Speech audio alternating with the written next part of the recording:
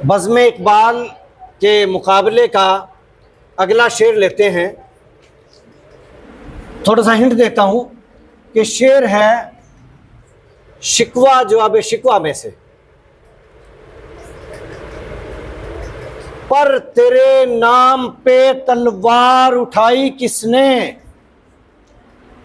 पर तेरे नाम पे तलवार उठाई किसने, बात जो बिगड़ी हुई थी वो बनाई किसने, बात जो बिगड़ी हुई थी वो बनाई किसने। शाबाश।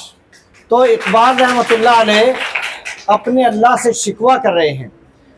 ये बताइए कि इस्लाम में शिकवा जायज़ है क्या? अल्लाह से भी शिकवा किया जाए? अल्लाह से शिकवा करना, गिला करना जायज़ है कि नहीं है? लो जी, इन्होंने फतवा दे दिया नहीं है। और कोई बताओ जी, मोहब्बत में शिकवा जायज़ है कि नहीं है?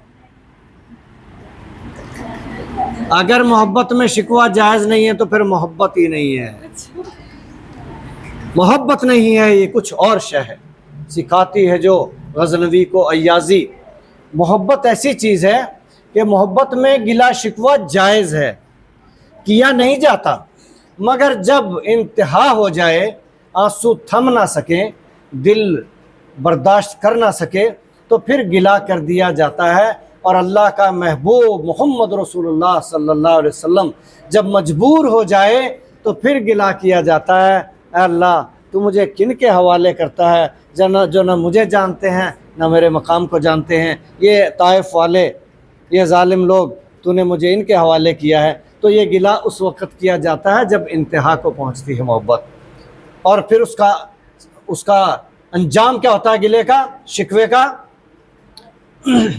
कि फरिश्ते उतर आते हैं फौरी दौड़ते हुए कि अल्लाह के हबीब, अल्लाह का पैगाम है, ये फरिश्ता है पहाड़ों का, आप हुक्म दें कि ताइफ की बस्ती वालों को पहाड़ों के बीच में पीस के रख दें।